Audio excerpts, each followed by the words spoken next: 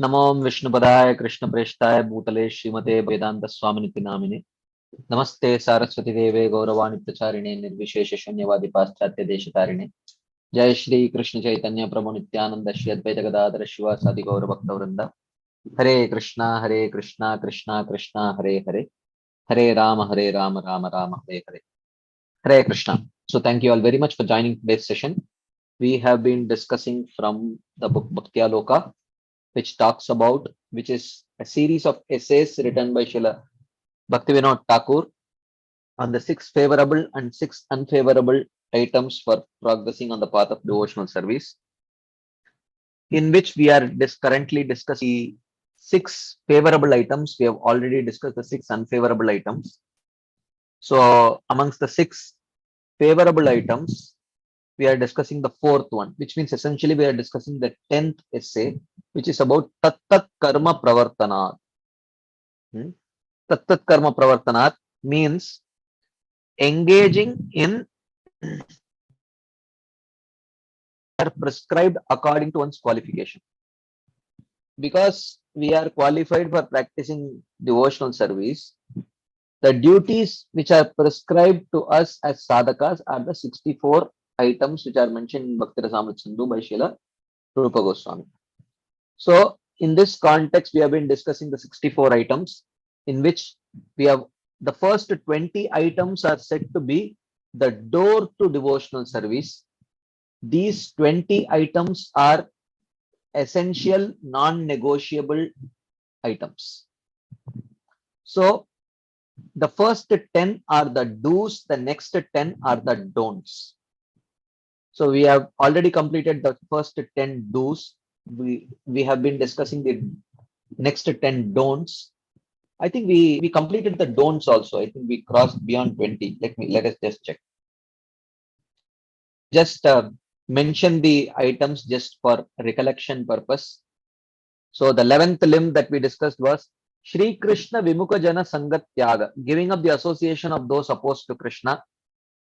We had an elaborate discussion on this.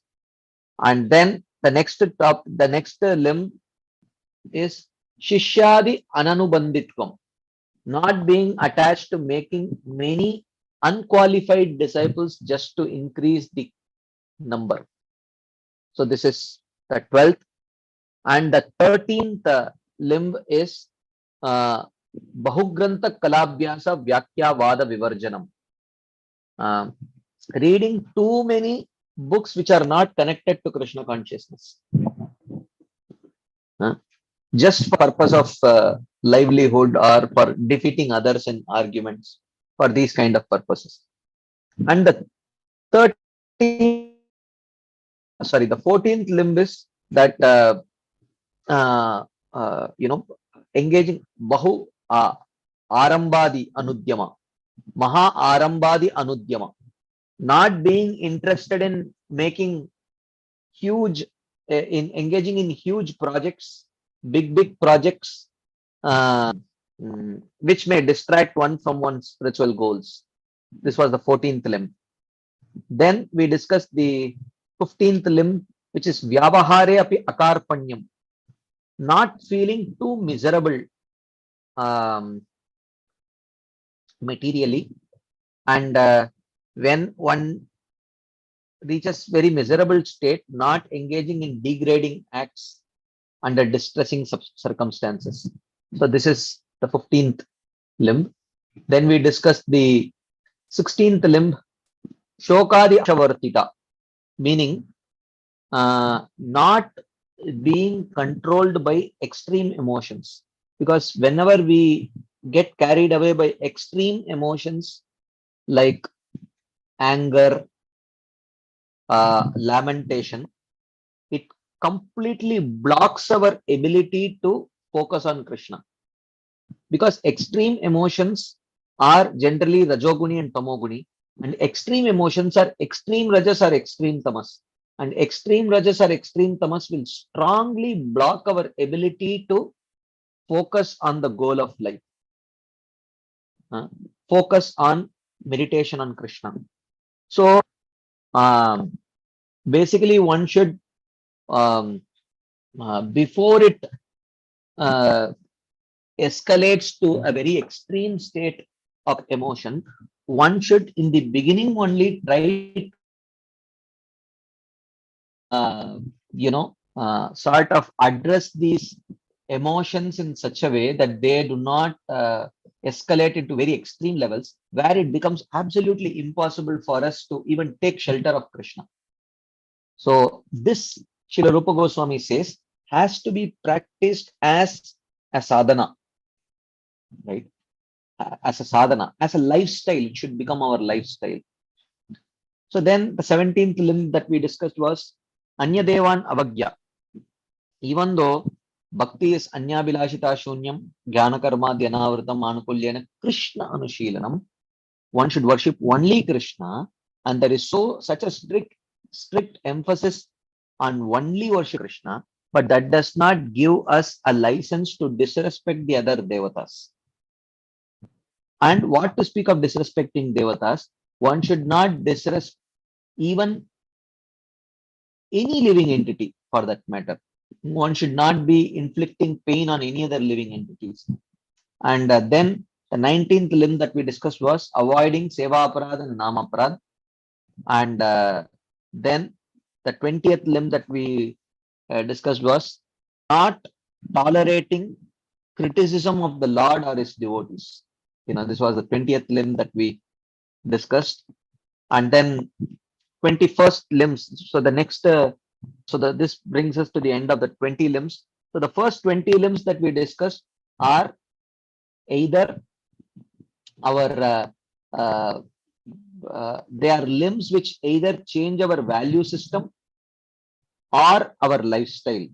They are not limbs which will specifically take any separate time from us for performance. Change our lifestyle in such a favorable way that they are time saving limbs. They are not time consuming limbs, but they are time saving limbs actually. They will change our lifestyle in such a favorable way that we will have additional time for performing many Krishna conscious activities or even our professional activities. We did a small exercise on the first limbs that how they don't take additional time, but actually they save time for us by making our lifestyle and our value system in such a proper alignment with our ultimate goal that it takes away all kind of useless time which we may actually uselessly spend and waste actually, like that. So then other limbs starting from 21st limb onwards, Vaishnava Chinna Dhriti, wearing the marks of a Vaishnava like a Tulasi Mala, a Tilak, and so on. And Namakshara Dhriti, writing even the names of Radharani, Krishna, and various names of Krishna. Whenever, after we apply Tilak, the leftover Tilak, we can write on our bodies the names of the Lord also. That is one of the limbs of devotional service. Nirmalya Dhriti. So Nirmalya Dhriti is wearing the garlands used by the Lord. We had an elaborate discussion on this time. Then Agre Tandavam, dancing before the deity, is also one of the important limbs of the Lord. And Dandavat Natihi, offering obeisances to the Lord and the devotees, all of that. As we saw, most of the limbs which are mentioned here in connection with Krishna, those very same limbs are applicable with respect to devotees also, right? So in this way we had completed 25 limbs the last time we met. Today we will start with the 26th limb onwards, but if there are any quick discussion points, comments, questions based on what we have discussed till now, and whatever we have summarized today also, if there is anything that you would like to share as add, you can please go ahead. Okay. Hari Prasad Prabhu. Hare Krishna Prabhuji. Able to hear me? Yeah, I can hear you. Prabhuji, if in one place I remember you had spoken this verse, Yadrishta Nikilaga Sanga Samani Sprishta Vapuh Pavani. This is a Tulsi Maharani prayer we do. Correct. We do. So this verse looks like this verse is written for someone who is having, if you remember, Rogana Abhivanta. So those who do Namaskar to Tulsi Maharani, their rogas will go away. So these kinds of things are written. So is for the devotee? It's not for devotees, no? Yeah. So we It's see, is this verse relevant to devotees? Yes. How? Because we to touching Tulsi Maharani is not a big thing. Taking darshan of Tulsi Maharani is not a big thing. But how much she is eager to serve those persons who actually do such insignificant things for her. Actually, does not need water also. She does not need our water. She does not need our touch. She does not need our obeisances. But still, she becomes so much sold out. She's willing to do anything for her devotees. So in that way, it enhances a kind of gratitude and affection towards Tulsi Maharani. Not that we offer obeisances to her so that our diseases go away. We don't do it for that purpose. But uh, but seeing how eager she is to remove all kinds of obstacles from the life of a devotee, it just is expected to uh, you know enhance our gratitude towards Tulsi Maharani. That's all. But we don't do it for that purpose. thank you very much. Mohit Prabhu, Hare Krishna, Prabhuji. Dandavat Pranam. Can you hear me, Prabhuji? Can you hear I me? can hear you. Yes. Anji. Yes, Prabhuji. I have a question, Prabhuji.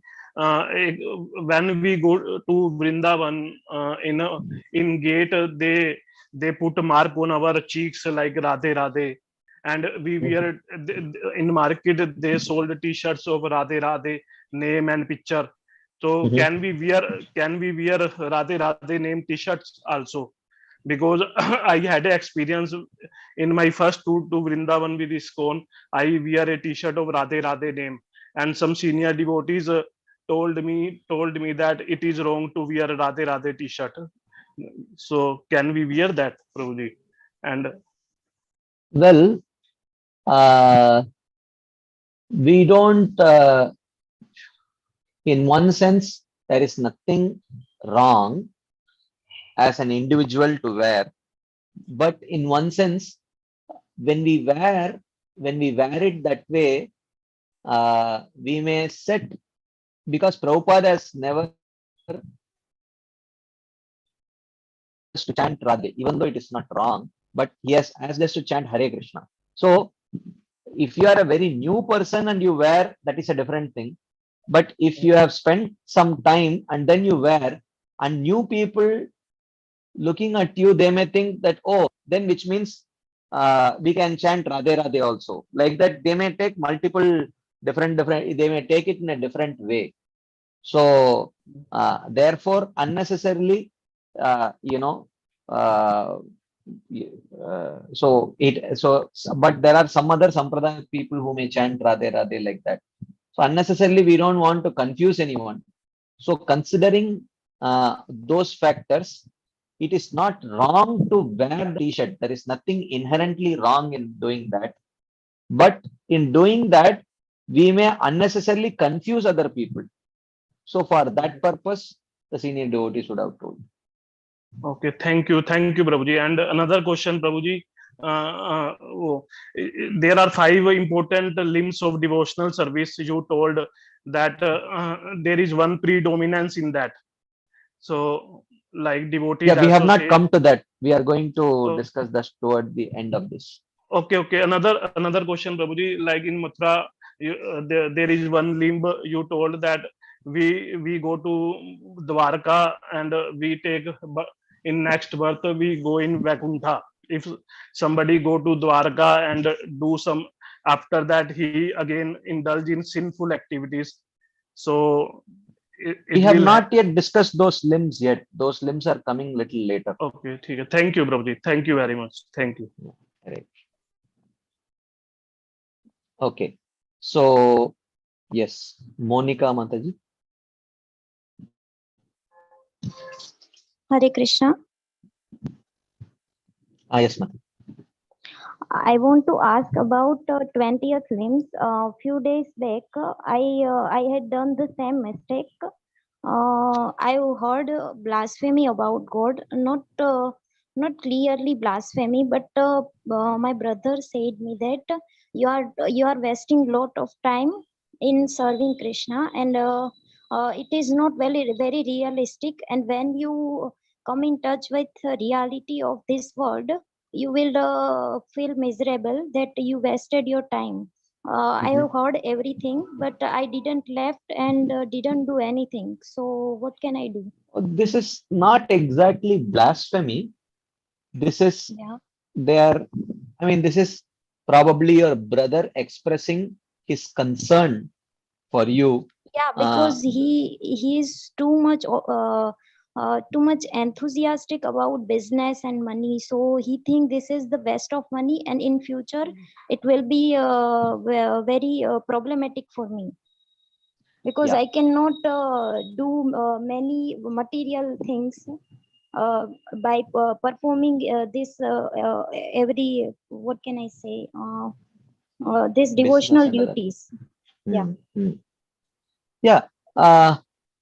in that way, see, one thing is that is not exactly blasphemy, because his purpose is not to blaspheme. His purpose is he is concerned about his sister, that she should not be wasting her time, because he does not have an appreciation for devotional service.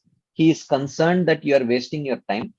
So you accept that concern from a brother and leave it like that. Yeah, but it Time onwards, will down my when moral. he is there,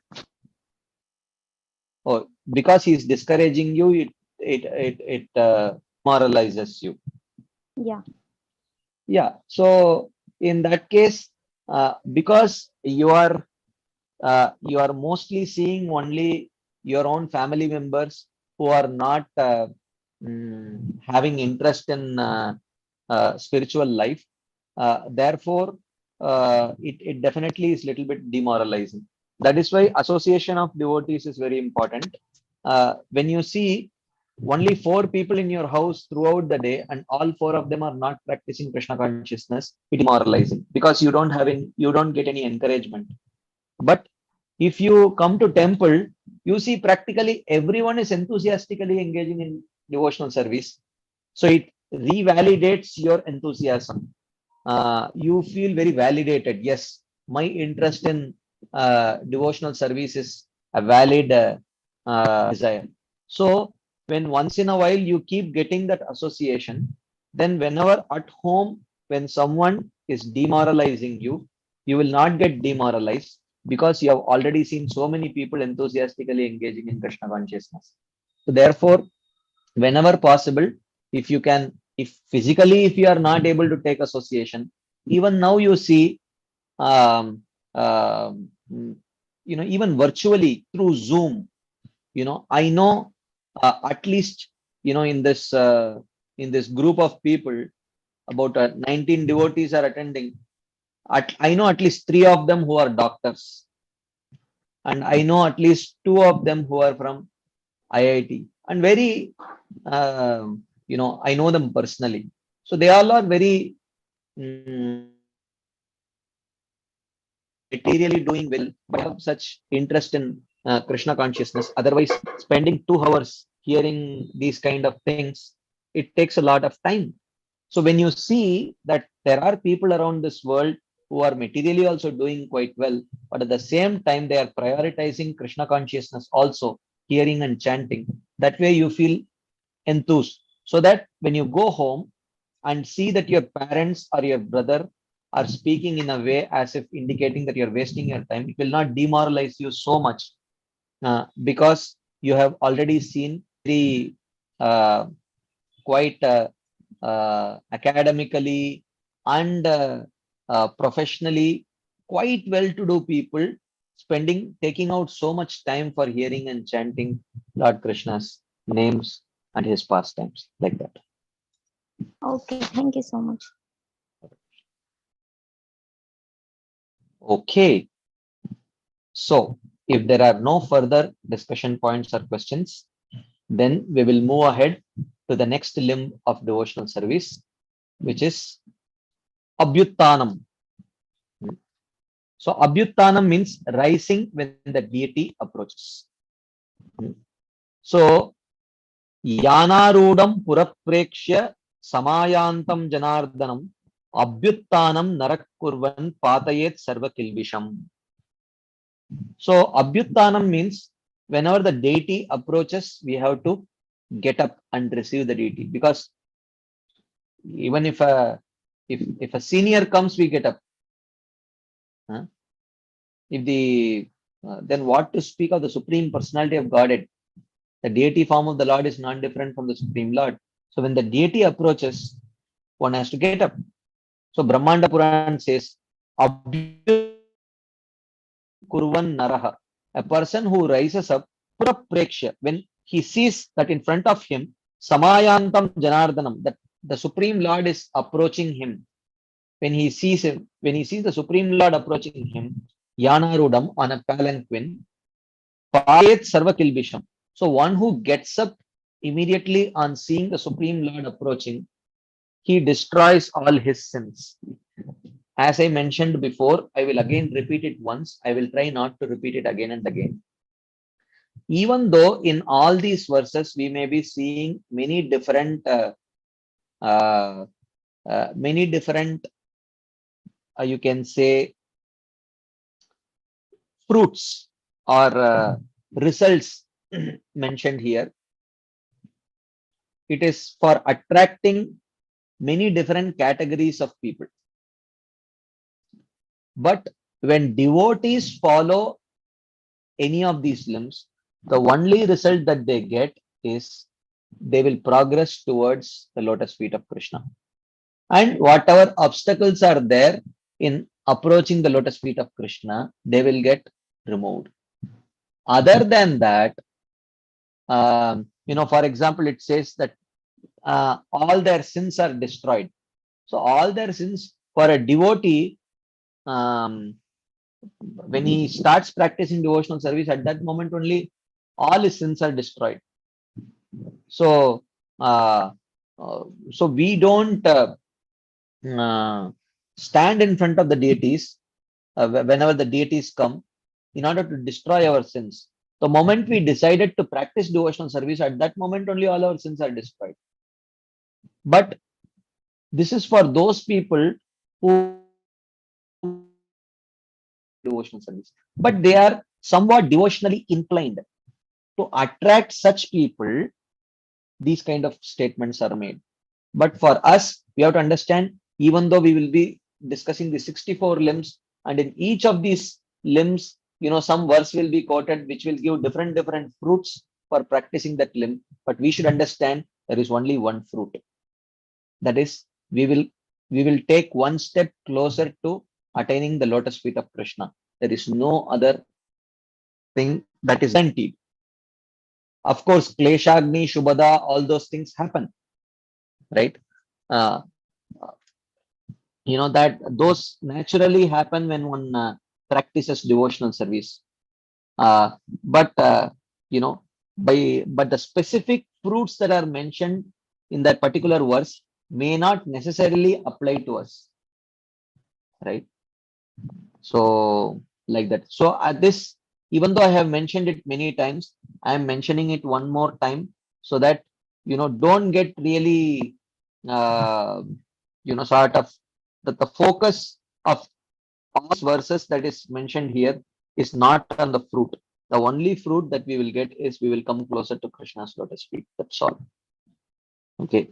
And for that purpose, sometimes Krishna may give us some disease. Sometimes he may give us some happiness. He may remove our disease. He may give us disease. He may remove our problems. He may give us fresh problems, whatever it is. whatever may. But the point is that it is personally given by Krishna. So no other result is guaranteed except for our approaching closer to the lotus feet of Krishna, like that. This is the 26th.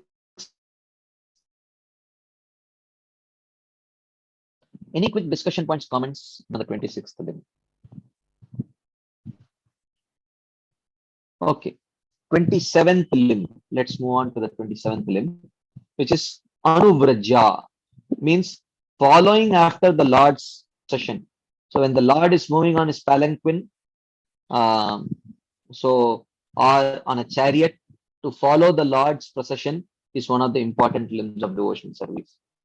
So Bhavishottara Puran says, Rate gachanti parshvatah prishtato agratah Vishnu naiva sama sarve bhavanti shvapachadayah. He says, Sarve shvapachadayah. All the outcasts, Ratena saha gachanti, who go along with the chariot, beside, behind, or in front of it. Parshvatah prishto agrataha. Agrataha means in the front. Prishtato means behind. Parshvatah means along the side. Vishnuna eva sama bhavanti. They become similar to Vishnu, which means they develop very godly qualities. Right? Okay. Yeah, Gauranga Purushottam Prabhu, you have typed Hare Krishna. Is there any specific reason? Did you have a question or something?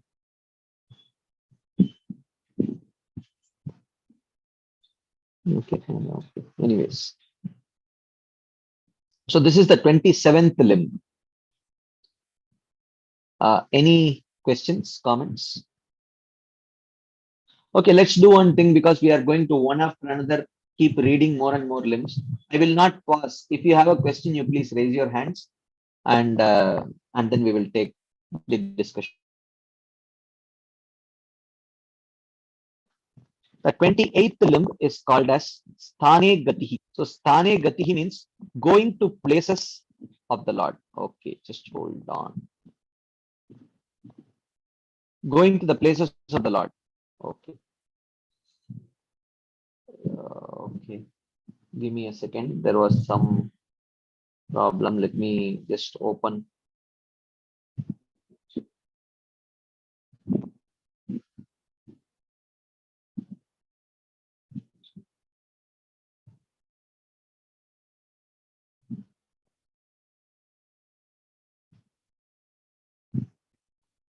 Just give me 1 second. There was some problem with the PowerPoint. It just closed.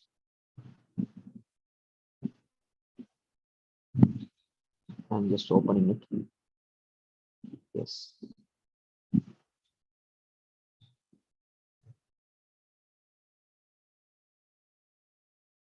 Okay. So the next limb is Sthane Gatihi. So Sthane Gatihi means visiting places which are connected to the Lord. So here Srila Rupa Goswami says that Sthanam Tirtham Griham cha asya tatra tirthe gatiryata. So he says that Sthanam means Tirtha or temple. Tirtham cha asya griham. Asya griham means that the house of the Lord. The house of the Lord is temple. Okay. Sthana means going to a tirtha or a temple. Tatra tirthe gatiryata. First,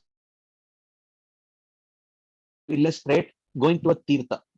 Okay. He's going to describe. He's going to give a proof for that. Yes, Gaurang Purushottam proof. Yes, Prabhuji. Prabhuji, in this last 27, this limbs we are describing when somebody is following the procession of a Lord, they will remove from the all the sins. So is this is just only following, or they have the faith in the Lord, so that will act? Yeah, as a devotee, we have to do it with faith only. But those non-devotee, those who are just following this procession, they will get some sukriti by doing that. Yes, thank you, sir. Hare Krishna. Okay. So he's giving a proof for going to the places of the Lord. Samsara maru kantara nistara karana kshamau shlagyau taveva charanau yau hares tirtha gaminau. So this is which exact Purana it is not mentioned by Srila Rupa Goswami. It says charanau, those 2 feet, yau hares tirtha gaminau, which go to the tirtha of the Lord, taveva shlagyau, they are certainly praiseworthy. Why? Nistara kshamau, because they enable one to cross over samsara maru kantara. They enable one to cross over the dangerous desert of samsara. Because they enable one to cross over the dangerous desert of samsara, those those feet which carry one to the tirtha of the Lord, they are praiseworthy. That. And this is going to the tirtha. He says sthana means tirtha and griha. Sthana means tirtha and temple. So going to the tirtha was the proofs given from some Purana, and going to the temple as a limb of devotional service is quoted from Hari Bhakti Sudodaya. So he says that Pravishan alayam Vishnor shanartam subhaktiman na bhuyah pravishen matu kukshik karagraham sudihi. So he says the intelligent person who enters the temple of Lord Vishnu, for what purpose? Darshanartam, with the desire to take darshan of the Lord, subhaktiman, with devotion to see the Lord. So that person who enters the temple of Vishnu with devotion to see the Lord, na bhuyah pravishet matuhu kukshi karagraham. That person does not have to again enter the mother's womb. Like that. Yeah. So this is a verse from Hari Bhakti Sudodaya. Okay. 29th limb. The 29th limb is parikrama. Parikrama means to circumambulate the Lord. So this is again proof given from Hari Bhakti Sudodaya. So the verse says, Vishnu pradakshini kurvan yas tatra avartate punaha tad eva avartanam tat navartate bhave. The verse says, Yaha Vishnu pradakshini kurvan. So pradakshini kurvan means to circumambulate by keeping that object towards your right, on your right. So when you go around the temple and circumambulate either the temple or Srila Prabhupada or Garbhagraha or whatever, you always, if you will see, that place will be towards on your right hand side. So that is the meaning of pradakshina. Why do we call it as pradakshina? Pradakshina because you always keep the object you're circumambulating to your right, because that is considered to be auspicious, right?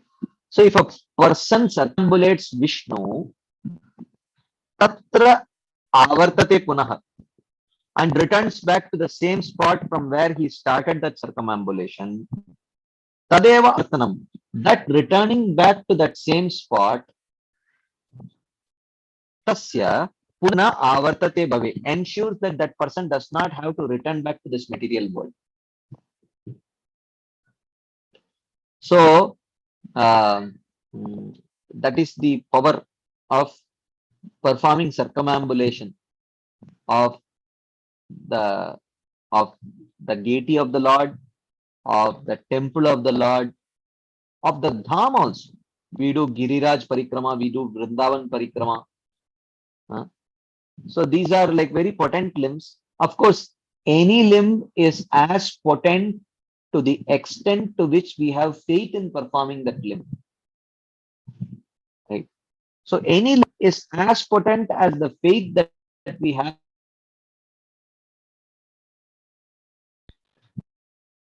Ashraddaya hutam dattam tapastaptam kritam chayat asaditi uchyate partha nachatat prityano iha. So any activity of either sacrifice or even devotional activities, if it is performed without faith, then it is as good as not performing it, because it will not give any result either in this life or next life. Right. So many of these activities which are mentioned here, the activity is as potent as the faith that we invest in performing those activities. So therefore, the most priceless commodity is faith. Janma koti sukritairna labhyate. So, therefore, the essence of discussing all these limbs is that do whatever is possible to enhance the faith in performing any of these limbs, and try to avoid all those activities which can potentially compromise our faith in any of these activities. So therefore, because the limb is potent only to the extent that we have faith in that particular limb. So this is all. Rest of the fruits that are mentioned in this verse are all details. It is all details. So it is just to enhance our faith. That's all.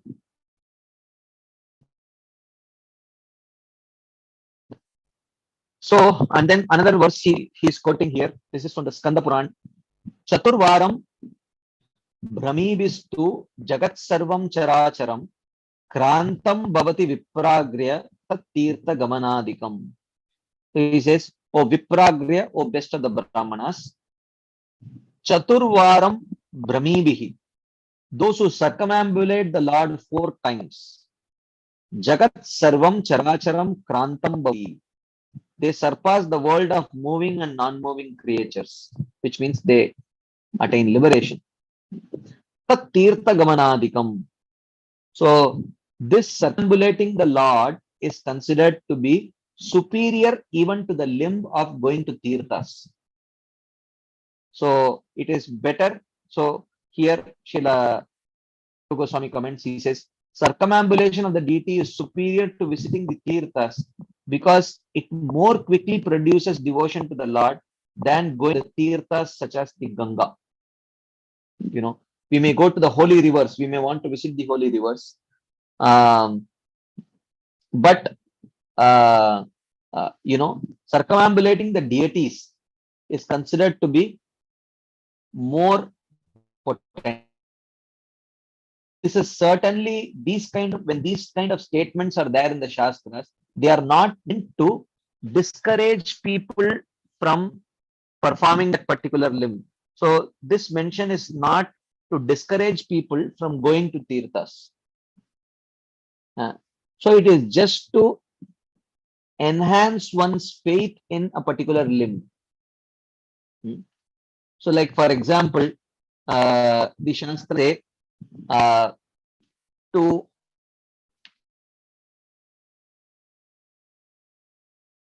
Mahaprasad, which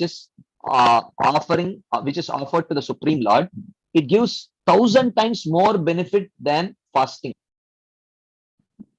This is a statement, right? But this kind of a comparison does not discourage people from fasting on Ekadashis. So one should not quote these states and say that, look, clearly the Shastras say that honoring the Mahaprasad of the Supreme Lord is more beneficial is 1,000 times beneficial than fasting.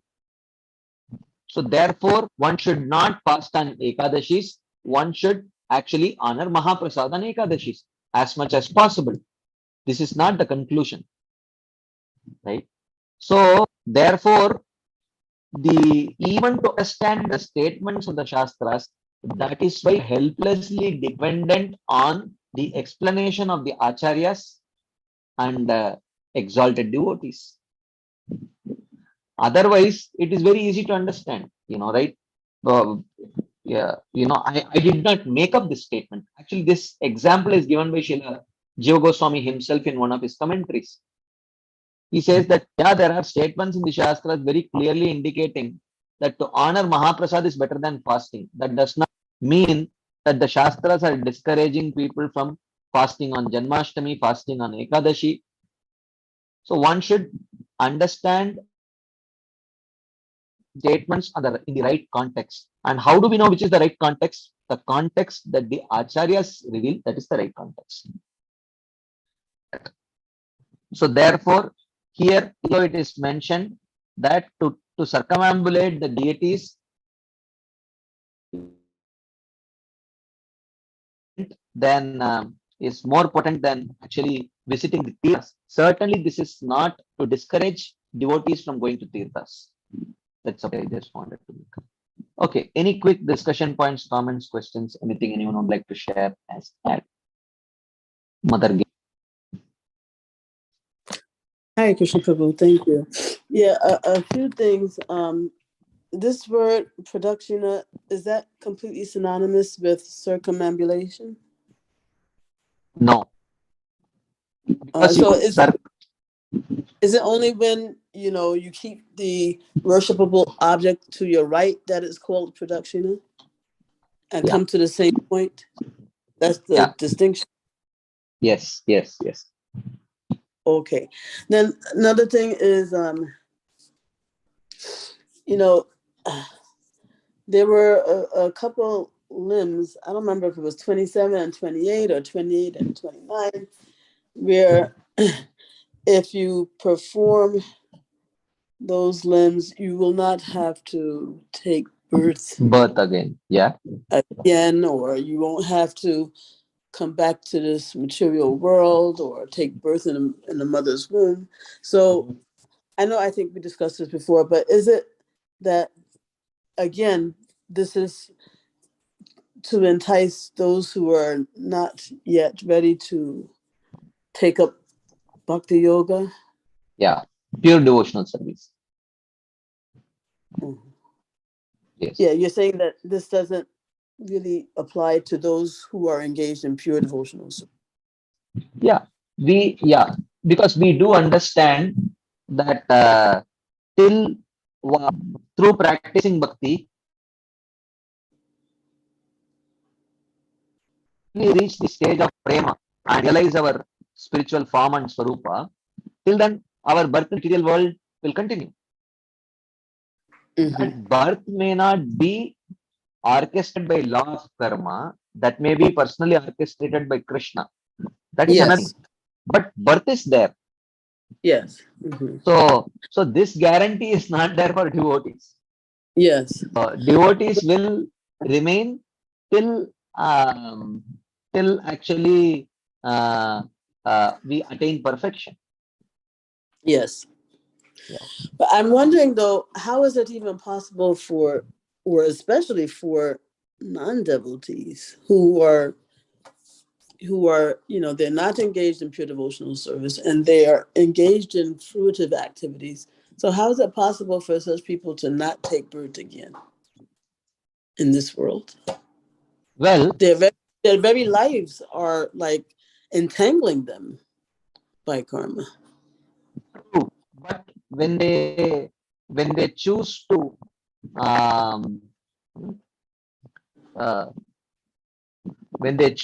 accept this limb of devotional service and with full faith they perform this limb of devotional service, then this a limb of devotional service is more powerful than a limb of karma.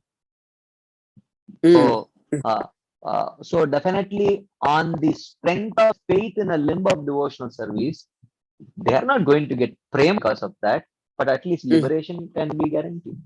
Or by performing that amount of faith, they may get sukriti, and that sukriti, when it becomes in devotional service,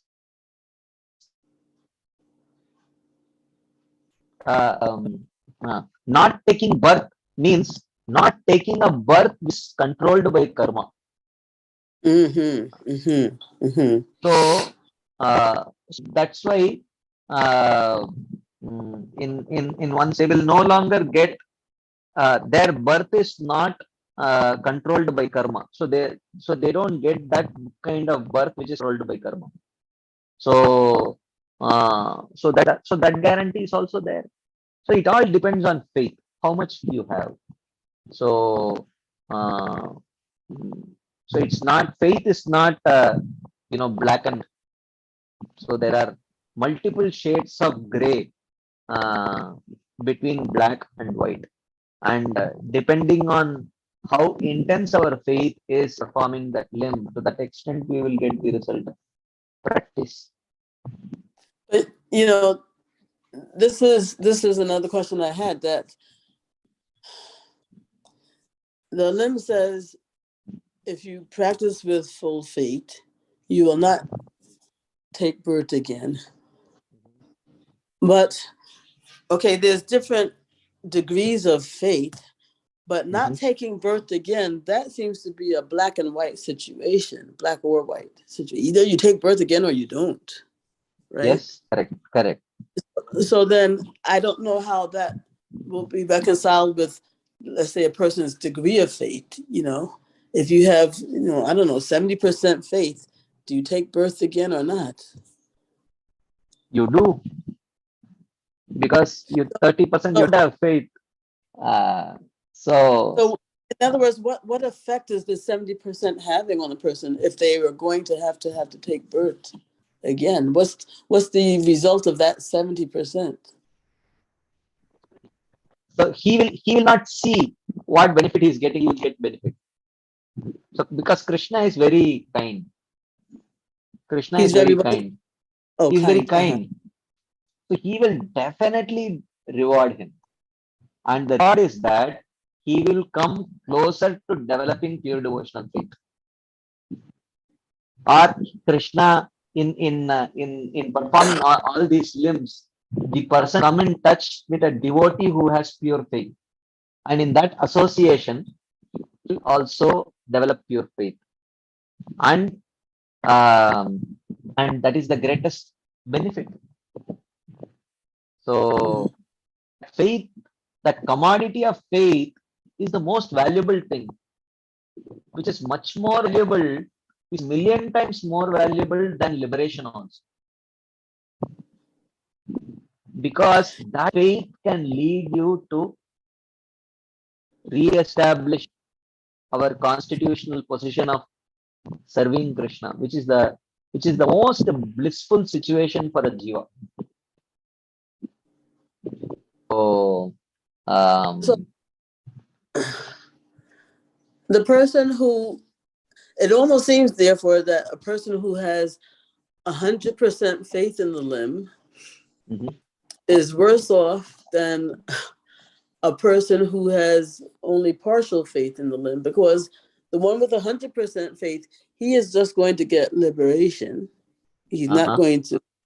Whereas a person with only partial faith, he is, out of Krishna's kindness, he will make him, maybe bring him to a pure devotee, and whereas the other person, he's just, all he got was liberation. In one sense,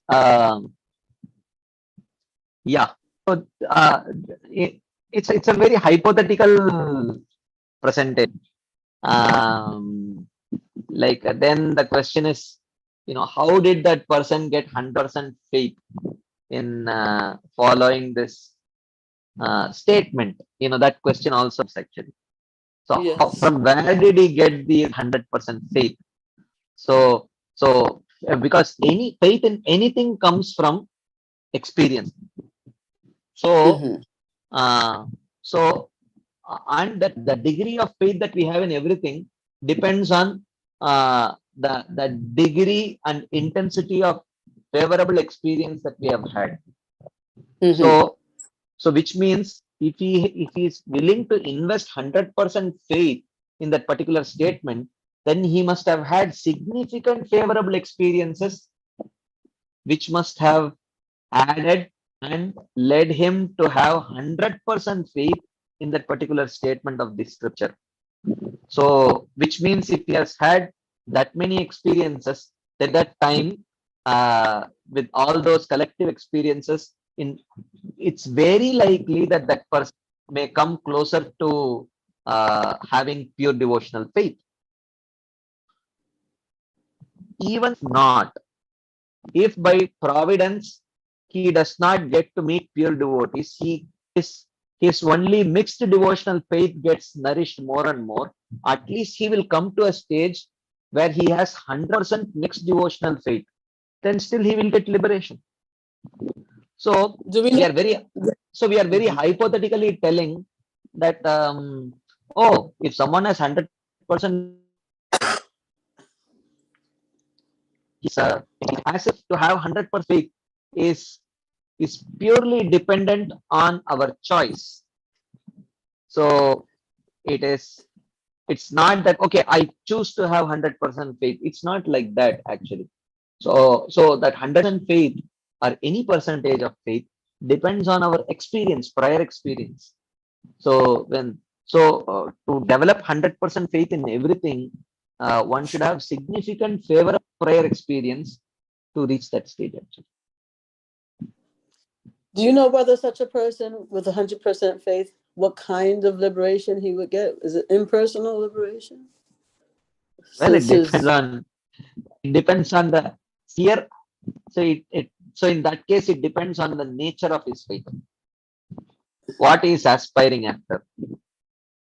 So if his aspiration, if his conception of liberation is impersonal, and if his degree of decision is very weak, then he will get impersonal liberation.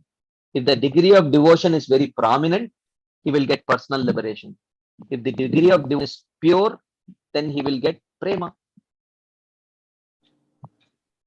Mhm.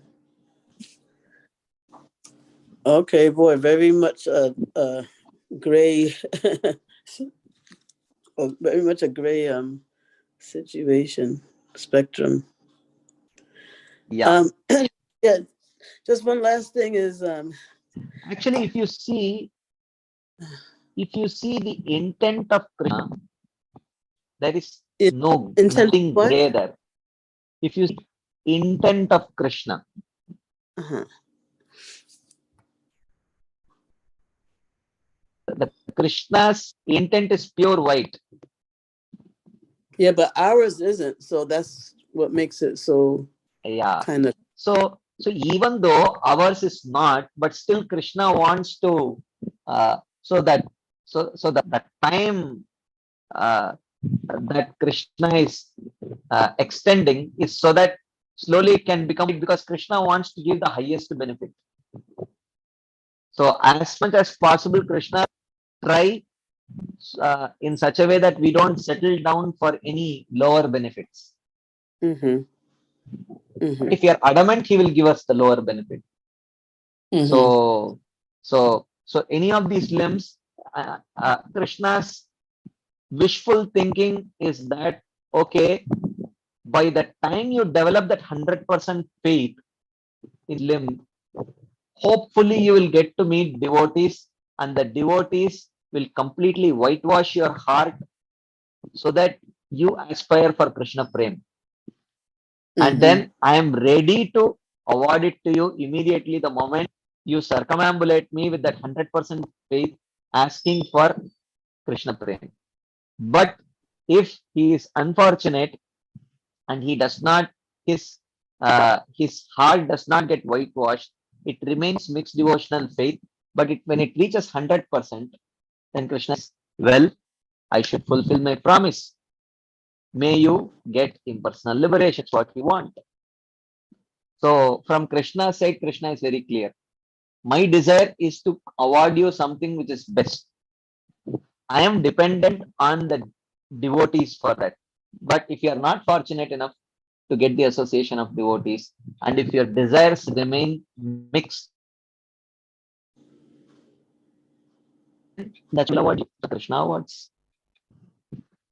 Well, he said if you're not fortunate enough, but I mean, Krishna is the one who determined that, isn't it? If you are not what? You just said, right, that Krishna says that if you're not fortunate enough to come in contact with devotees, pure devotees, but Krishna is the one who determines whether you come in.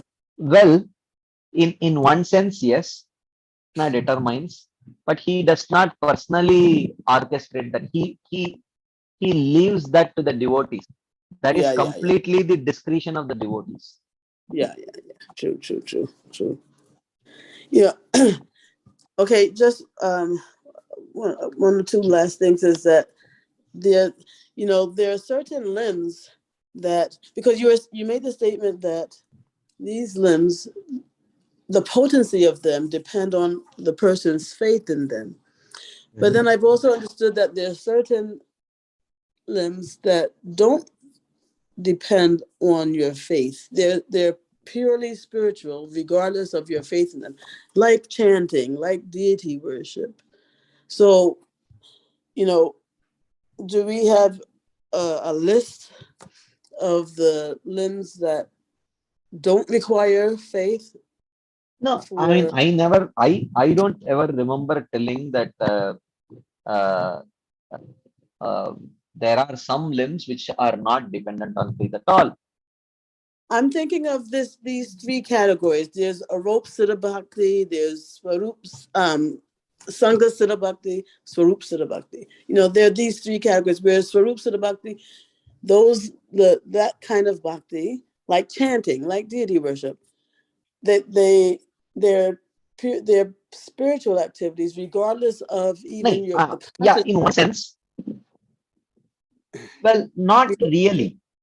Regardless of the consciousness with which you do those activities, they are completely spiritual. That's my understanding.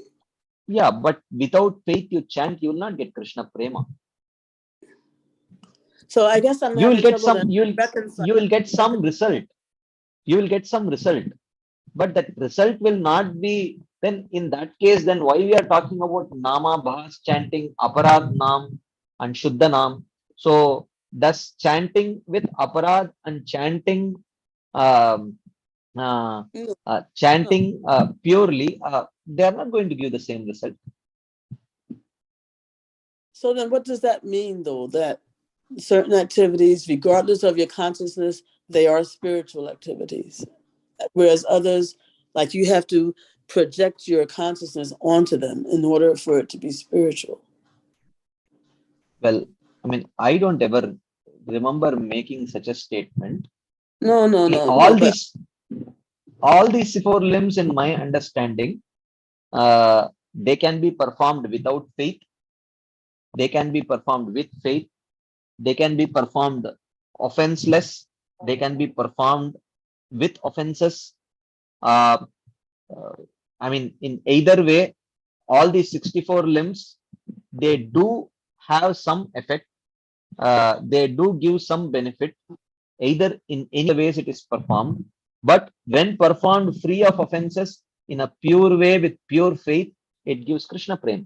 So this is true with all these 64 limbs. That is my understanding. Okay, but I think, I've been taking too much time. I maybe we can continue offline. Just, in terms of circumambulation, let's say of Tulsi Mahani, we see, for this production of thing, we see that people sometimes, as they're circumambulating Tulsi, they at one point they twirl, Yeah. What is that about? I mean, I have seen it. I don't personally do it, but I've seen many devotees do. But somehow I never felt very. I think that twice I did ask people, either they have told that they don't know, we do it just because everyone is doing it, or I think that some of them told, no, when we are coming towards Prabhupada, we don't want to show our back to Prabhupada, that's why we do like that. I don't know. I have no idea, Mataji. I have heard many things, but I don't know for sure whether we should do it, or if we have to do it, why we do it. Yeah, I have not received a very convincing answer yet. Maybe Okay, well, I can try asking more people and I can let you. no, that's a good enough answer for me. Thank you. Thank you so much. Hare Krishna. Monica Mataji. Hare Krishna, you said that without interest or without faith, you follow any limb, it will not give any result. So It will is give it minimal result. minimal result? So is it okay to follow some of the limbs and get excellence in that limb, and skip some limbs in which you don't have that much faith or any interest? Or In one sense, what you say is correct. Agree with your point. But in another sense, there is a deeper question here. Why do you have more faith in some limbs and less faith in other limbs? Because the faith in any limb of devotional service have to come from the devotional scriptures, right? The books, the Bhagavad Gita, Bhagavatam, glorifying all these limbs of devotional service. Our faith in the limbs come from the scriptures. So if we have full faith in the scriptures, then we should have the same amount of in all the limbs of devotional service. Now, what you probably mean is that I like some of the limbs more than the other limbs. I like to hear more than to chant, or I like chanting more than to worship the deities, or maybe yes, I like I worshiping like deities. So you're not I talking like about to faith. Yeah. I like So to watch deities because maybe my conditioning is that I like beauty. So I like to watch deities. So circumambulation is not very much pleasing to me. Maybe okay, this is the fine. reason. So Yeah. so the point is, our foundational faith in any of these limbs comes from our faith in the scriptures, right? So, and it is not coming from sentiments, right? But our liking for particular limbs of devotional service comes very much from our sentiments. So now, basically, if I have to rephrase your question is it okay if more than the other limbs? And if I like those limbs, can I engage in those limbs more than those other limbs which I may not like so much? Is that your question? Yes. Correct. Yes, you are allowed to do that. Whatever limb you like more, you can engage with that. No problem. Okay. Thank you so much. Hari Prasad too. Hare Krishna, Prabhu. I mean, just through the discussions with last two devotees, I'm just finding out that interest or focus, all this is different from faith, right? That's what I understand. Faith is different from the interest and liking. Basically, faith in any of these limbs, at least in the very preliminary stage, comes from faith in the literatures only, right?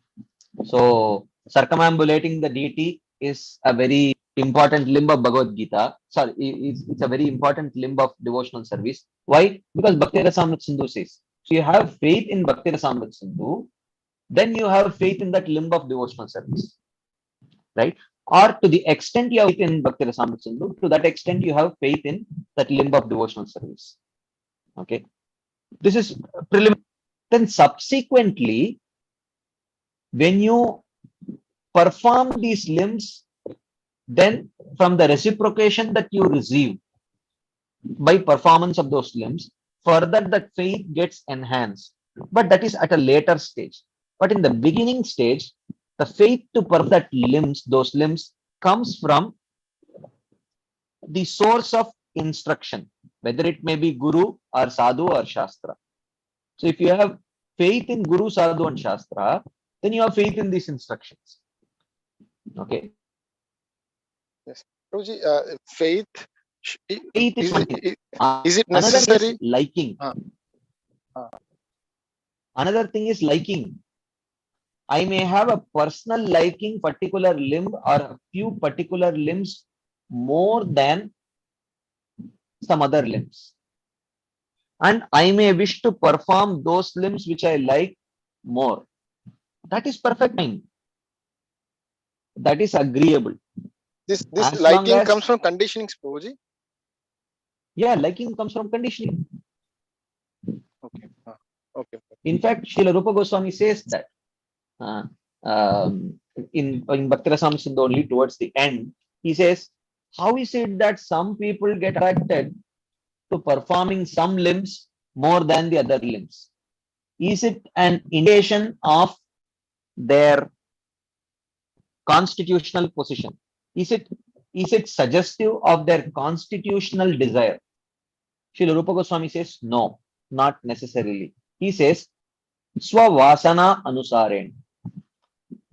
The attraction to particular limbs comes from their prior material vasanas only. So if someone is very artistically, like Mataji had shared, I appreciate beauty. I like taking darshan of the deities. And Rupa Goswami says, perfect. That is the way in which anyone gets attracted to any limb of devotional service in the beginning stages. Eventually, you get attracted when you start experiencing very profound exchange reciprocations from performing these limbs. Then you develop a more deeper appreciation of these limbs. But in the initial stages, attraction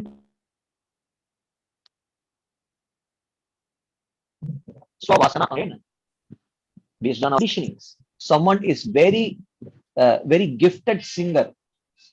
Someone is a very gifted singer, then there is a very good chance that they may get attracted to kirtanam. Is it wrong? Absolutely not. It's natural. But gradually, when one starts experiencing, uh, uh, more and more anartha nivritti, then a more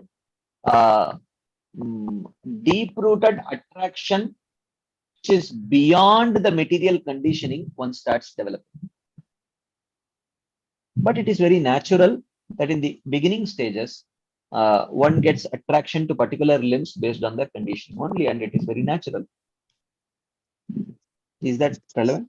Prabhuji, how come in our Gaudiya Vaishnava Parampara we give a lot of focus on chanting? So how is it this is taking a special role here? If we have many other limbs are there, why we are taking vow for 16 rounds? I just want to know this. Because because in Kali Yuga, especially chanting is the Yuga Dharma.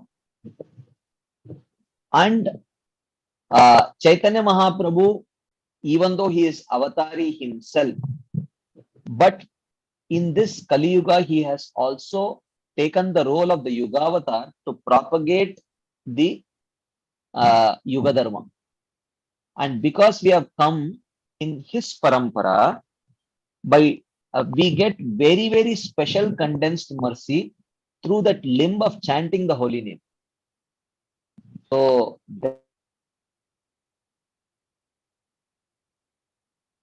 therefore, actually, some special emphasis is given on chanting the holy name, but that does not mean you are forbidden from pursuing any bona fide limb of your choice.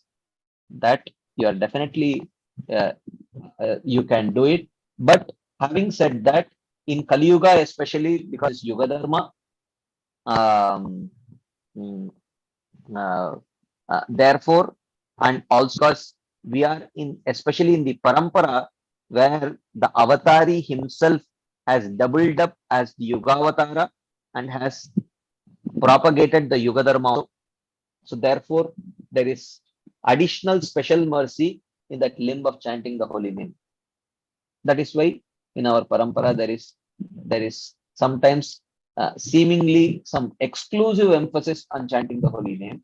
But nevertheless, here when Rupa Goswami writes about it, he says chanting is one of the 5 most potent limbs. There are 4 other most potent limbs. So therefore,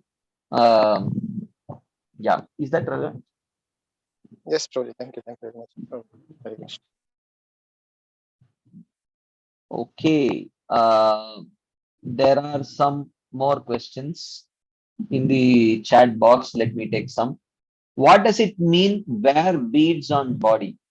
Can we wear our chanting beads on our hand or neck in illness?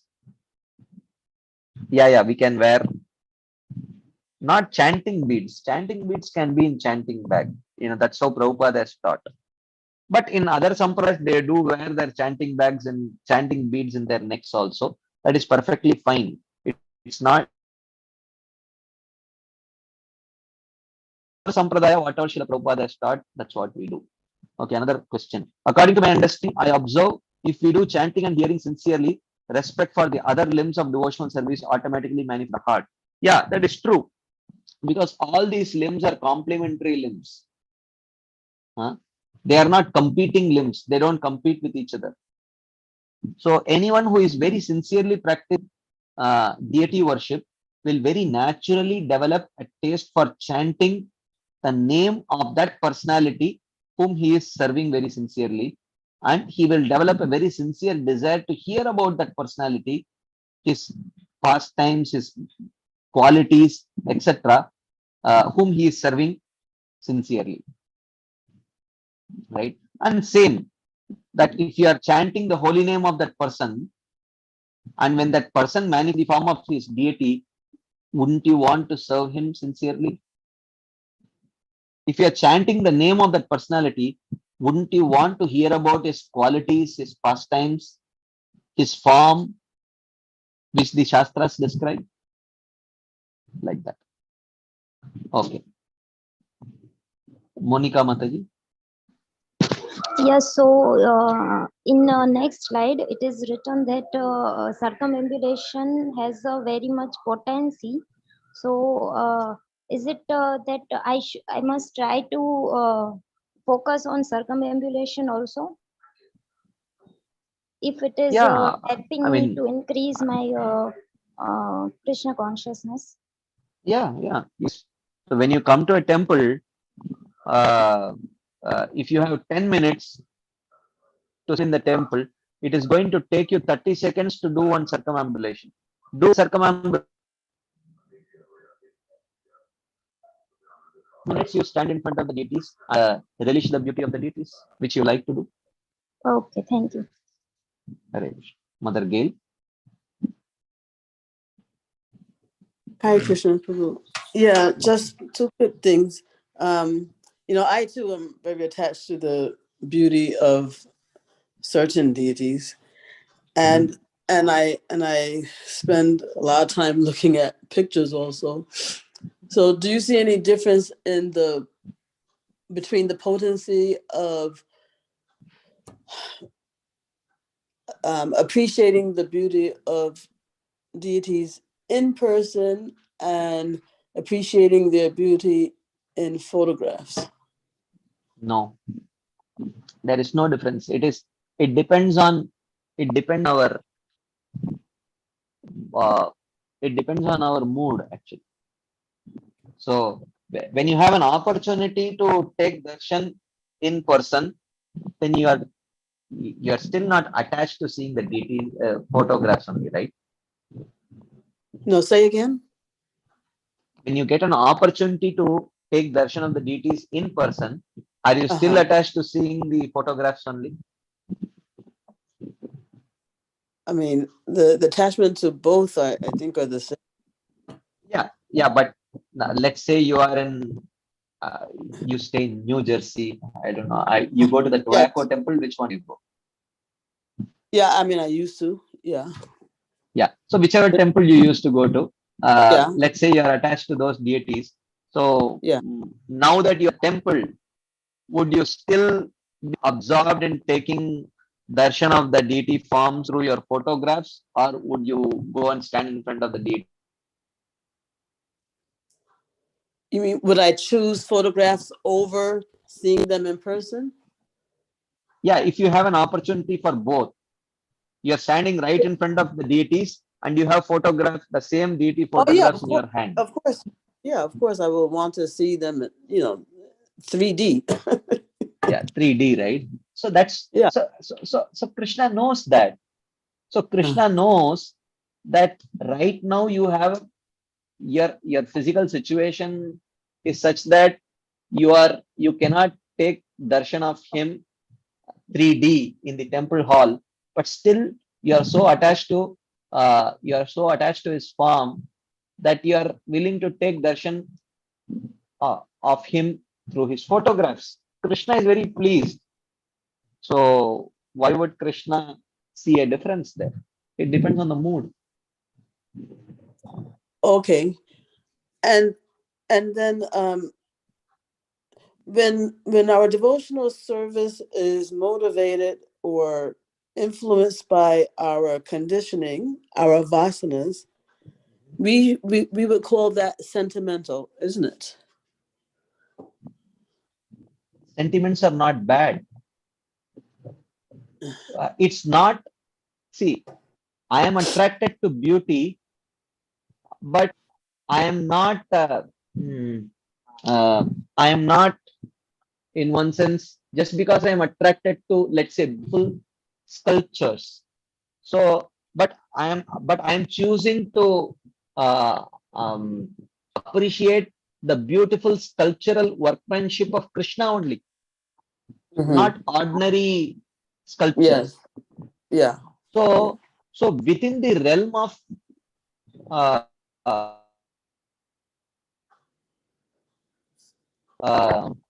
within the realm of what is defined as the limbs devotional service, if there is a scope for our life, there is ample scope for engaging according to our likes, and our likes are defined by our conditioning only. Krishna is so cruel. When Krishna allows, when Krishna takes, when he has made the process of Chitta Nivritti gradual,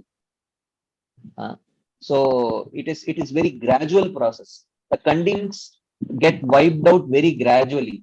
So while they are getting wiped gradually, Krishna does not restrict the devotees from engaging in devotional activities which are meant for Krishna's pleasure, but which may simultaneously give the devotee also pleasure. So Krishna does not say that, no, if you like it, you should not do. Krishna does not say that. You Because said, it is well, very natural. Because it is very sometimes natural that an activity which you like to do, it is very natural that you may perform it with lot absorption. So when you then an activity which you may not like so much, that you may perform with very absorption. yeah. So therefore, like that. Yeah, sometimes the syllables drop. So you mentioned one word when something is being wiped off, right? When we're engaged. Yeah. What was that gets wiped Conditionings. off? Conditionings. Oh. Okay. Yeah, so sentiments are not bad because they facilitate absorption, and that absorption helps to wipe off our conditioning. Would you say? Yeah. Yeah. Purification is faster when our absorption is greater. Yes. And our absorption is greater when we like that activity more. Right. And liking to that activity depends on our conditioning. Mhm. And this is Yukta Vairagya actually. Yeah. Okay, Prabhu. Or actually dovetailing, right? Technically. Yeah. Dovetailing. Uh-huh. Okay, Prabhu. Thank you so much. Okay, there is a question in the chat box. If we force ourselves to engage in services we don't like forcefully, is our purification faster? I have heard this, but I have not read it anywhere. And I am not completely convinced of it also. Rather, I would rephrase it this way. If we engage in an activity which our spiritual master may like, because of our love towards our spiritual master, even though we may not like that activity so much, then because we are engaging in that activity due in order to give pleasure to a very exalted devotee of the Lord, that may give us purification faster. Not because we engage in some activity which we do not like. That I don't think is a very valid argument. And I have not seen it anywhere.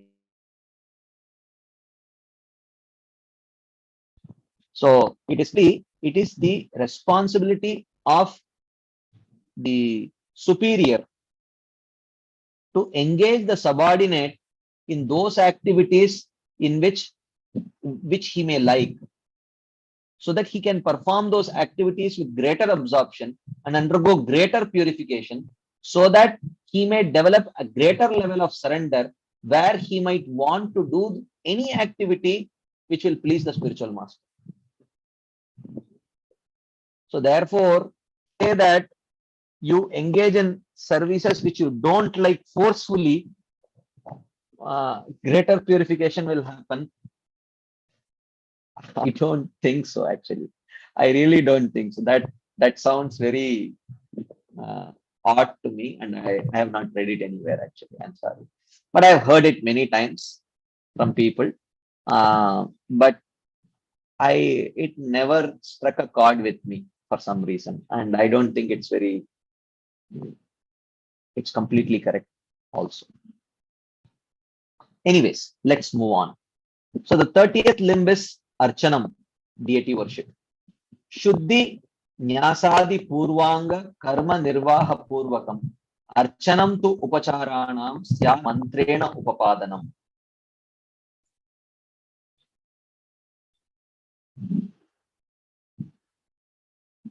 Okay. So there is another question in the chat box. So basically, to please the Lord ultimately, even if you don't wish to do it or find it cumbersome, if you do it, that, yeah, of course, like we want to eat meat, let's say. So if because, but eating meat is certainly not a devotional activity, and it is not an activity which pleases Krishna, right? So therefore, we are not talking about that. But within those activities which please Krishna, to engage in those activities for which we have a natural liking is not wrong. But we need not be attached to doing only those activities which we like. Sometimes we like a personality very much. So sometimes we may compromise on doing some activities which we may not like, but that personality likes, so that we can gain the favor of that personality. So if we like our spiritual master, and out of love for our spiritual master, we may sometimes engage in, so see, this is the dynamics. We, out of love for our spiritual master, the disciple wants to sometimes engage which he may not like, in order to gain the favor of the spiritual master. He may do it, and the spiritual master, understanding that his disciple is in a very preliminary stage of devotional service, his faith is very is very fragile, he will engage that disciple in activities of devotional service according to his liking, so that he may perform them with more absorption, so that he may get purified more and develop a more deeper level of surrender. So this is the dynamics between the guru and disciple, or a subordinate and a very. So when this dynamics is there, when the disciple is willing to perform, you know, some activities which are not like, but out of affection for the authority or guru, and the guru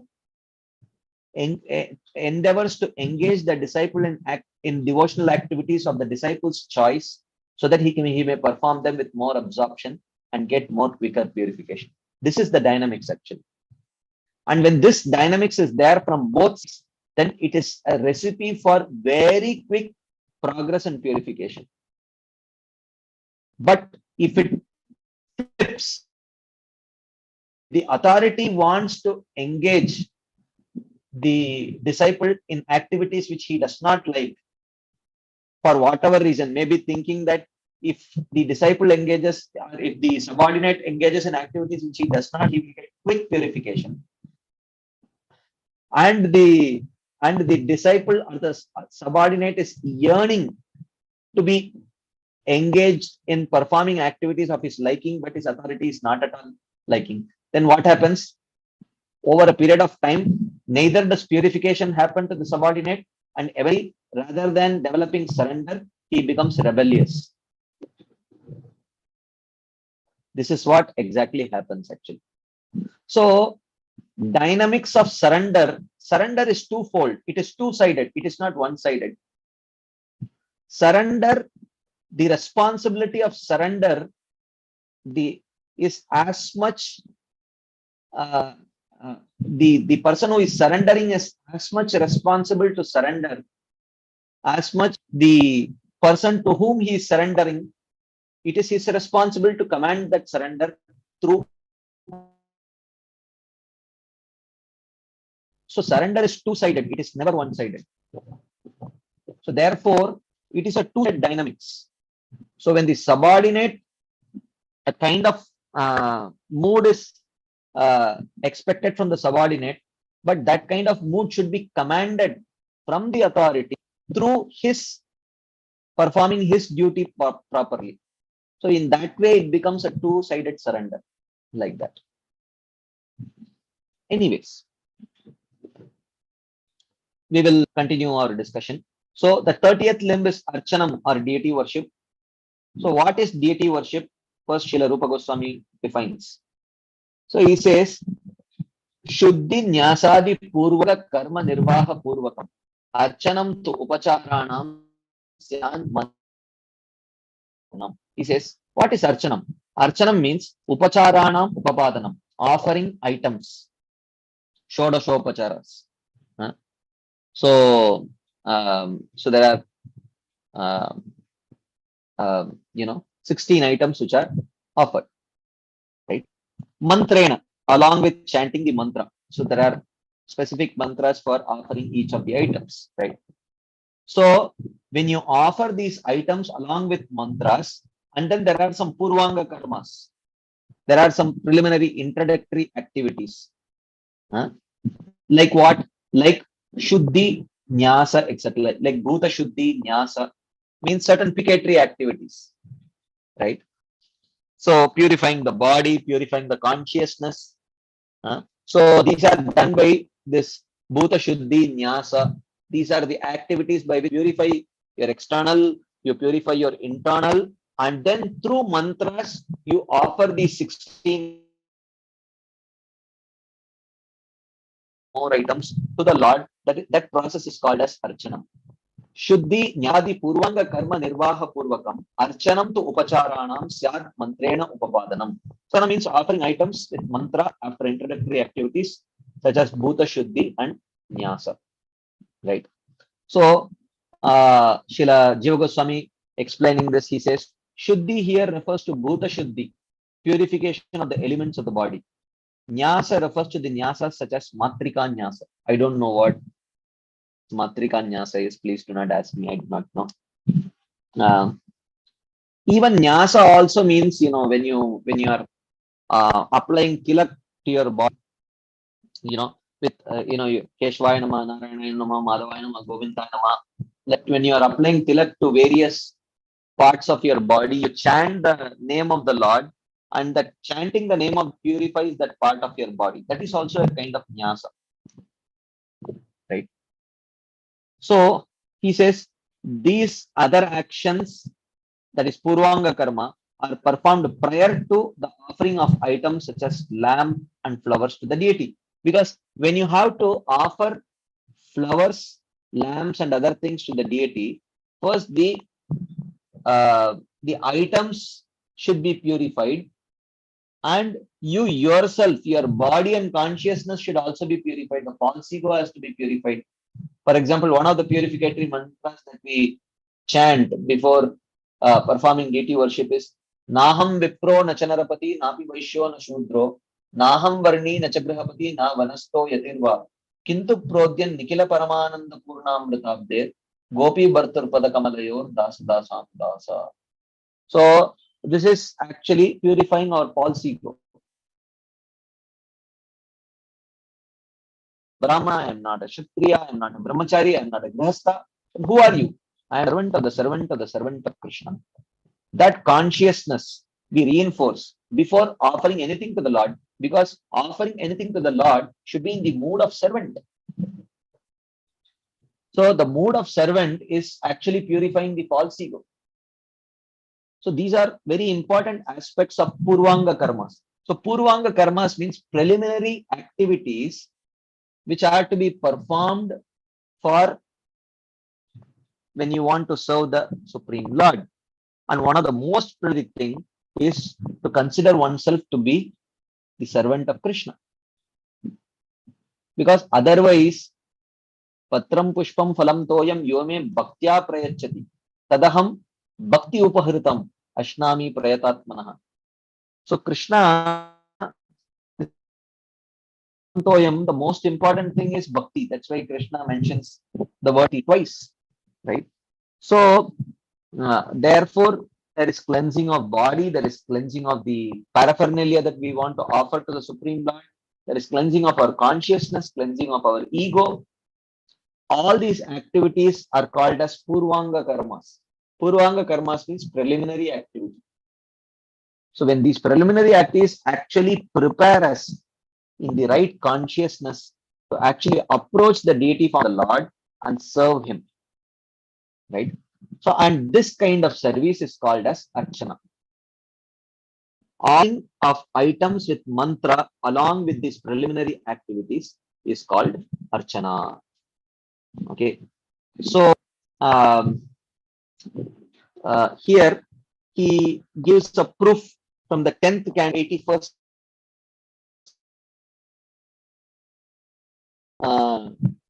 to substantiate this limb of devotional service, which is archana. Swargapa vargayo pumsam rasayam bhuvi sampadam sarvasam api siddhyam moolam tat charana archanam. So he says, Taha charana archanam. Worship of the lotus feet, the Lord's lotus feet. Pumsam sarvasam api siddhina moolam. Moolam means it is the root cause of sarvasam api siddhi, of all kinds of perfections a person can find. The root cause of all of it is archanam, towards the lotus feet of the Supreme Lord. That's what the verse says. So Srila Jiva Goswami comment here. So then the question arises, if the root cause of perfection of all the siddhis is archanam, then what about kirtanam? What about shravanam? What about atmanivedanam?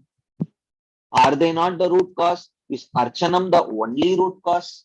This question comes. So Srila Jiva Goswami gives a very important general principle in commenting on this verse. Please note it down very clearly. So he says, in this verse, Archana is emphasized. Moolam tat moolam ta charanarchanam. In this verse, Archana is emphasized and is thus mentioned as the moolam or root. Glorify it in comparison to processes other than bhakti. However, the greatness of the other angas of bhakti should be understood to be similar. So, we say Moolam Ta Charanachanam, there Archanam is the representative of bhakti. We should not say, you see, there's Charana Archanam only. He does not say Shravanam. He does not say Kirtanam. Therefore, Archanam is superior to Shravanam Kirtanam. No. Whenever a particular limb of devotional service is glorified in the Shastras, one should understand that glorification to be actually a glorification of bhakti. And that limb is understood to be the representative of bhakti, rather than that limb is never mentioned to compare. A limb of bhakti is never compared with another limb of bhakti in the Shastra. When a limb of bhakti is glorified, one should understand that glorification to belong to bhakti rather than that limb exclusively. So here Archanam is glorified. Srila Jiva Goswami says, Archanam is the representative of bhakti here. If Archana is absent, another anga of bhakti can be performed and fulfill the same function. Right? That is the understanding. Another verse is given from Vishnu Rahasya. Shri Vishnor Archanam Yetu Prakurvanti Nara Bhuvi Te Yanti Shashvatam Vishnor Andam Paramam Padam. Those men who perform Archana of Vishnu on this earth go to the eternal supreme place of Vishnu, which is full of bliss. Any quick discussion points, comments, questions, anything anyone would like to share as add?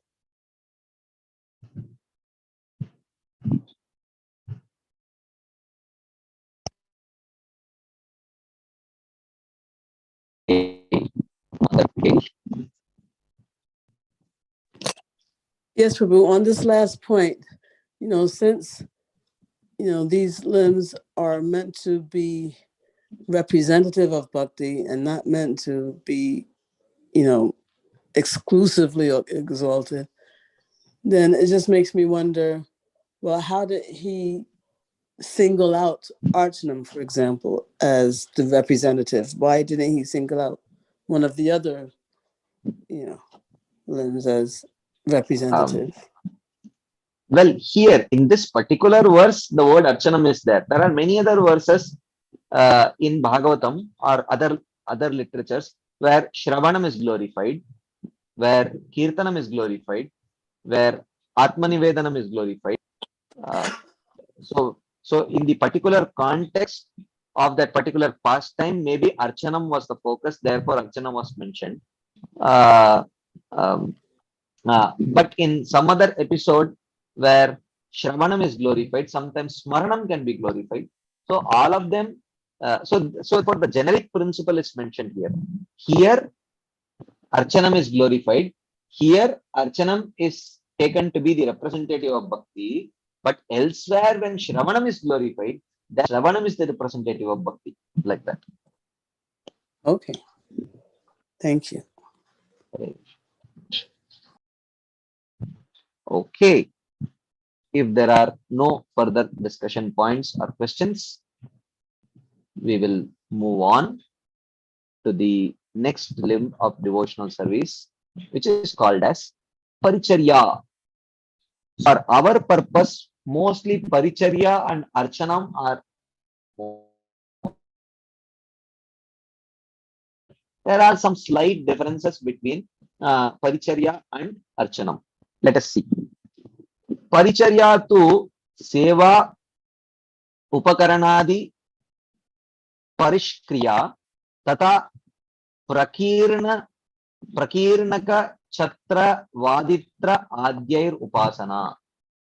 So what is this Paricharya? He says, Paricharya to seva upakarnadi parishkriya.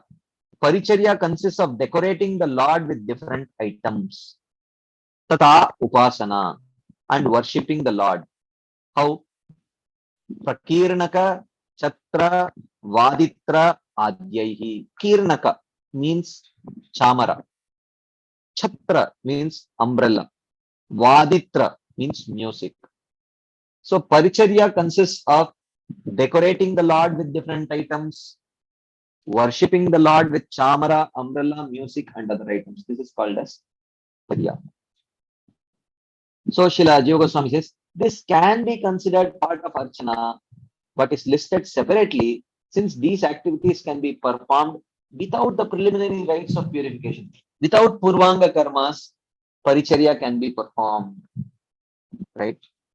So, Paricharya means serving the Lord like a king. There are two types, decorating with items and worshipping with chamara and other such paraphernalia. So these are the two types of Paricharya. So Paricharya also for our purpose, more or less, we don't have to make a very distinct differentiation between Paricharya and Archanam. More or less, it is like the same. So,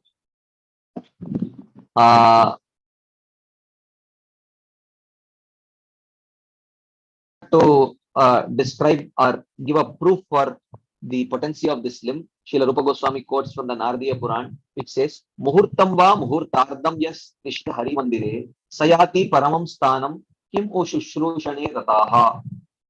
So he says, Yaha tishted hari mandire, one who remains in the temple of the Lord, muhurtam va, for one muhurta, muhurta ardam, or even for half a muhurta, sayati paramam sthanam. He goes to the supreme abode. If one just stands in a temple for a short while, he becomes qualified to go to the supreme abode. What then to speak of a person who is engaged in the paricharya of the Lord? Kimu shushrushane rataha. Rataha means attached to, engaged in, right? Shushrushane means paricharya. Paricharya means menial service. So if one just merely stand in a temple, if he becomes qualified to go to the supreme abode of the Lord, what then to speak of a person who actively is interested in engaging in serving the Lord?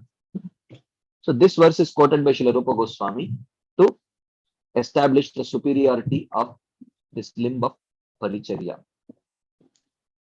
Another verse is quoted from the 4th canto of Srimad Bhagavatam. Yatpada seva tapasvinam ashesha janmopachittam malam diya sadyakshinotyan vahamedati sati yata padangushta vinisrita sarit.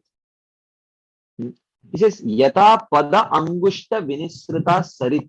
Sarit means river, vinisrita means emanating, angushta means the or the toe. Yata pada angushta vitasarit. Just like Mother Ganga, which flows from the big toe of the Lord. Yat pada seva abhiruchihi. A taste for serving the lotus feet of the Lord. Sadhyaha kshinoti. Immediately destroys. Diyaha malam. Malam means impurity. Diyaha means intelligence.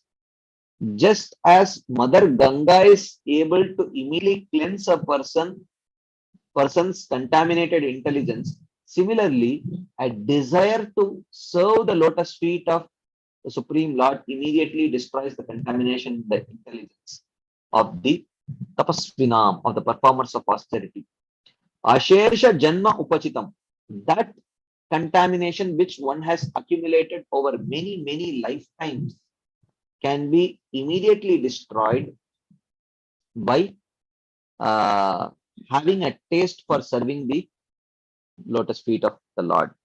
Anvaham edati sati, and day by day that spiritual taste increases. Like that.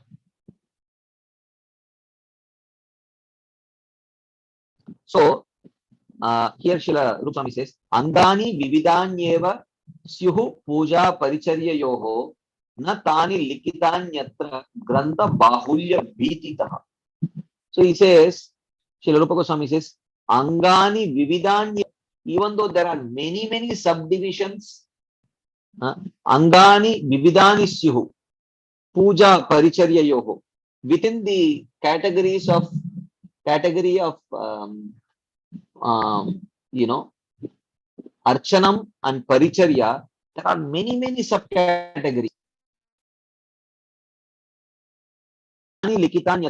But I am not mentioning each one of those sublimbs here in this book. Why? Grantha Bahulya Bhititaha. Because I am fearful of making this book very voluminous. And the purpose of Bhakti Rasamrita Sindhu is primarily to describe Bhakti Rasa, spiritual emotions. Therefore, 3/4 of the book talks about spiritual emotions. The first 1/4 talks about Bhakti only so that it lays a proper foundation to discuss Bhakti Rasa. For that purpose only. So therefore, Srila Rupa Goswami does not want to utilize, not that he does not want to elaborately describe about the various sublimbs of Archana or Paricharya, but he does not want to do it in Bhakti Rasamrita Sindhu, because Bhakti Rasamrita Sindhu is primarily a book on Bhakti Rasa. So he wants to focus there for that purpose. Any quick discussion points, comments, questions before we move on to the next limb?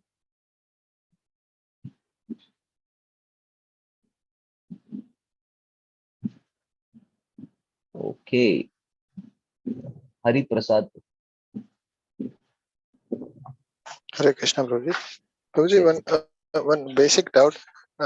If this book is meant purposefully for a Gaudiya Vaishnavas or very serious devotees, I mean, even not only this book, even the Bhagavad, Srimad Bhagavatam, various other books were purposefully written for devotees. I mean, in that also, how come, if you remember 64 limbs everywhere, the some readers are expected that they are having some material desires, so that they can also take something from 64 regulative principles, and even Bhagavatam also some material benedictions are given. So I mean, you mentioned I think one time that why, if Mayavadis, why they will come to our books, generally they're interested in some other books. So although those only devotees only approach these books, so if their limbs are given with the fruitive, they're explained there also. So that also, I'm just thinking that, why this. Well, the nature of a book like Bhakti Rasamrita Sindhu and Bhagavatam, there is, even though the content is the same, but the nature of the book is slightly different. In Bhakti Rasamrita Sindhu, Srila Rupa Goswami would only quote verses which are already presented in the Shastra, because they are accepted to be, the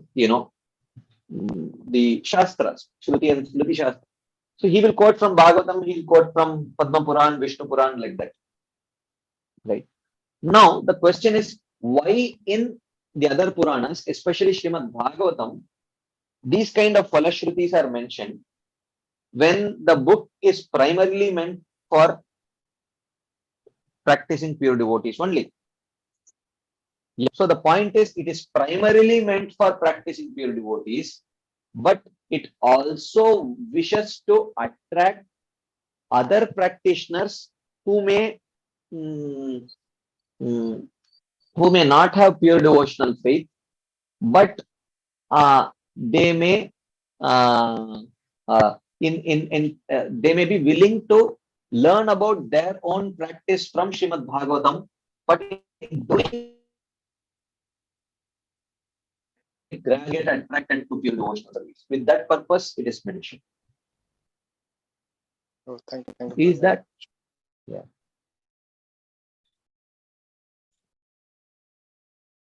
Okay, there is another question in the chat box. does the worship of Balakrishna at home fall under the limb of Paricharya? Yeah, yes, why not? Even though in our Samaya, the mood is slightly different, but still worshipping Balakrishna is not, at least the beginning stages, it is certainly favorable. One can do that. It also comes under Paricharya. Yes. Okay. If there are no further discussion points, we will move ahead to the 32nd limb, which is Geetam. The Linga Puran says, Brahmano Vasudevakyam Gamano Nishamparam Harehe Salokyam Apnoti Rudraganadikam Bhavet. He says, even the Brahmana who sings continuously in front of Vasudev attains the planet of Vishnu. This singing is greater than Shiva himself singing. So, coming in front of the deities and singing for their pleasure is a very important limb of devotional service. So, this is considered to be greater than even Lord Shiva's singing, like that. So, this is the 32nd limb, Geetam. Any quick discussion points before we move ahead? Okay. Third limb is Sankirtanam. Sankirtanam means chanting. So what is Sankirtanam? Nama, Leela, Guna, Adinam, Uchair Bhasha to Kirtanam. There is a difference between Japa and Kirtan. What is the difference between Japa and Kirtan? Japa means mantrasya sulagu ucharo japa abhidiyate. Later Krishna Rupa Goswami will say. When you chant a mantra very softly, almost inaudibly, that is called as japa. What is Kirtanam? Nama, Leela, Guna, Adinam, Uchair Bhasha. Uchair Bhasha means loud chanting of the names, pastimes, and qualities of the Lord is called as japa. In the strictest sense, if you see, our chanting of Gayatri will fall under the category of japa in the strictest sense. But our chanting of the Hare Krishna Mahamantra, even in japa beads, actually will fall under the category of Kirtanam because it is Uchair Bhasha. Nama, Leela, Guna, Adinam, Uchair Bhasha to Kirtanam, because we generally chant loudly, right? So we will, there is one hand up. There was one hand up. It has gone down now, but we'll just see these three types of Kirtanam: Nama Kirtan, Leela Kirtan, Guna Kirtan. So there are three types of Kirtan. We will see these three types of Kirtan and then we will take some discussion points. First, he quotes from Vishnu Dharma about chanting the name of the Lord, Nama Kirtanam. Krishneti Mangalam Nama Yasya Vachi Pravartate Basmi Bhavanti Rajendra Mahapataka Kotayah. It says, O Rajendra, O King, Yasya Vachi Pravartate, he who chants Krishneti Mangalam Nama, the auspicious names of Lord Krishna, Basmi Bhavanti Mahapataka Kotayah, millions of sinful reactions are turned into ashes just by chanting the auspicious name of Krishna. This is a proof that is given by Srila Rupa Goswami for Nama Kirtan, chanting of the name of the Lord. He quotes a verse from the 7th canto of Srimad Bhagavatam, prayer of Prahlad Maharaj, to establish Leela Kirtan. Soham priyasya suhrida paradevataya Leela katastavan simha virincha gita anjastitarmyanugrinan guna vipramukto durganite padayugalaya hamsa sangaha. He says, O Nrasimha, Te pada yugale hamsa sangha, taking association of persons who take shelter of your lotus feet, and Leela Katha Anugranan, and hearing your Leela Katha, hearing the pastimes of the Supreme Lord, Priyasya Suhrudaha Para Devataya. So hearing your pastimes from devotees in Dasyaras, Sakyaras, and Madhuryaras, Virincha Gita, which are glorified even by Brahmaji, Guna Vipramukto, by this chanting and hearing of your Katha, I will become free from material attachment. Aham Anjahat Vitarmi, by becoming free from material attachment, I will easily overcome my feelings of separation from you. If I feel separation from you, to overcome those feelings of separation, I will actually engage in discussing pastimes, Leela Katha, and by that I will easily overcome my separation from you. So this is a proof that is given for Leela Kirtan. The third is Guna Kirtan, glorifying the qualities of Krishna. A verse is quoted from the first canto of 5th chapter. Idam hi pumsastapasa shrutasya va svishtasya suktasya cha buddhi dattayoh avichyutorta kavibir nirupito yaduttama shloka gunanu varnanam.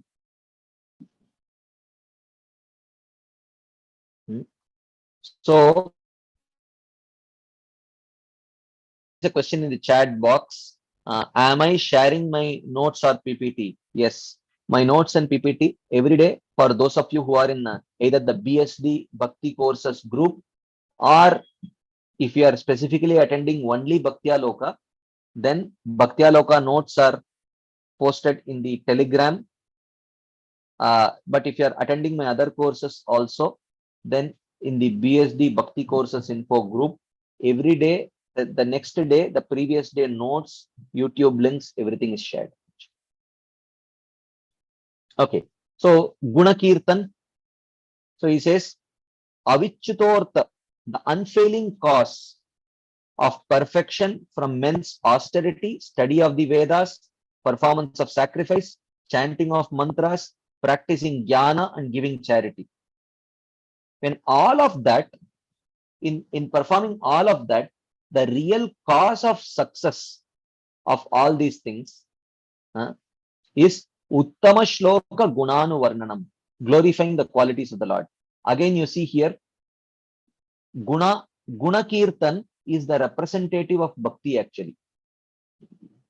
So one should not say, he said that instead of glorifying the qualities of the Lord, if I glorify the name of the Lord, will I not get that result? Yes, you will get. If I hear about the glories of the Lord, will I not get that result? Yes, you will get. If I worship the deities of the Lord, will I not get that result? Yes, you will get.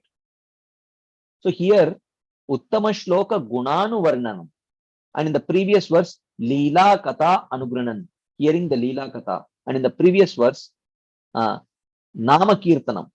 So these are all representatives of Bhakti actually. Like that. Okay. Mother Gail.